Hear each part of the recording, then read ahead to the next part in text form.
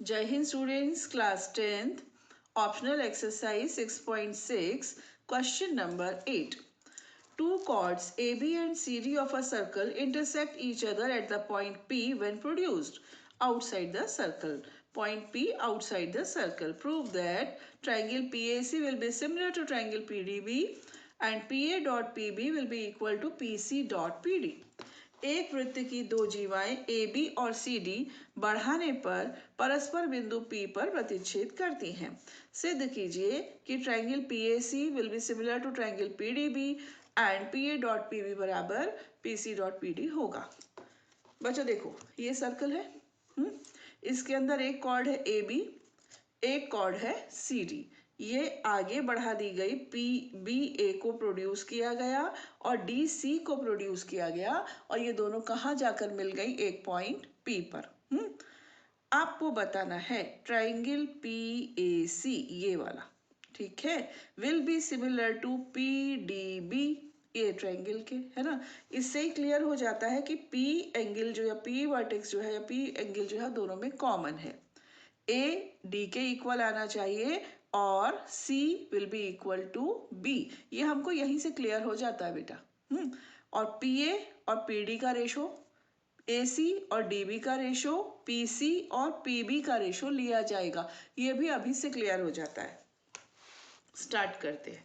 सबसे पहला ट्रायंगल लिया मैंने PAC, ठीक है, और फिर लिया PDB। दोनों में एंगल P है ना, PAC में भी है और PDB में भी है, तो एक तो हो गया कॉमन, उभयनिष्ठ, ठीक है। लिखा है मैंने ढंग से, इसको आप कॉपी कर लेना।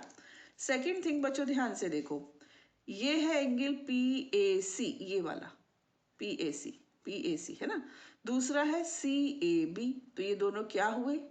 ये दोनों हुए रैखिक युग्म यानी कि लीनियर पेयर।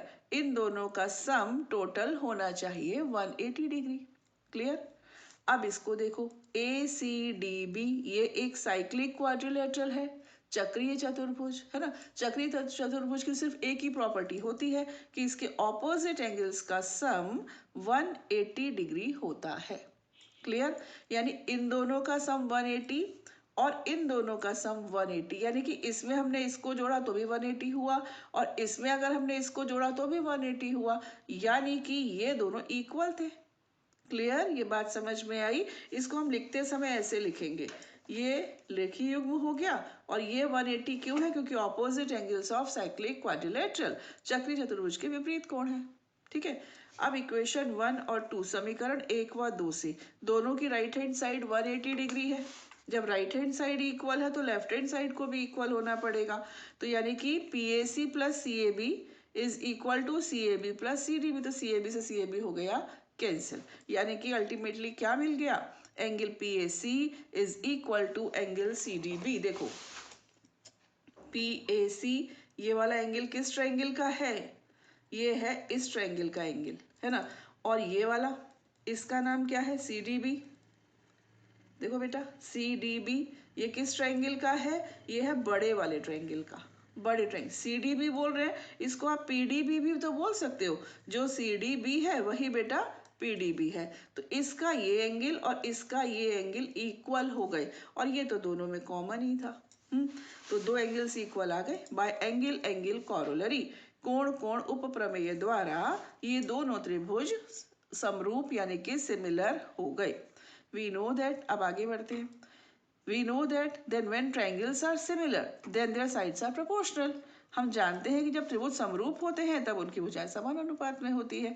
तो देखो PAC की हमने ली PA, तो हमें इसकी कौन सी लेनी पड़ेगी? PD। क्लियर? फिर हमने ली PC और हमें लेनी पड़ेगी PB। हमने AC और DB क्यों नहीं ली? क्योंकि हमको रिक्वायर्ड ही नहीं थी, क्वेश्चन में है ही नहीं। इतना ही, चार ही साइड से हमारा काम होगा। अब क्रॉस मल्टीप्लाई कर दीजिए तो PA into PB is equal to PC into PD। यही तो हमें प्रूव करना था, है ना। तो एकदम सिंपल, क्योंकि हम ऑप्शनल एक्सरसाइज पर हैं, सब बाधाएं हम पार कर चुके हैं, सब थ्योरम्स हम पढ़ चुके हैं, तो आगे के क्वेश्चंस हमारे लिए फिर ये इजी हो जाते हैं। गॉड ब्लेस यू बच्चों, पढ़ते रहिए और बढ़ते रहिए। जय हिंद।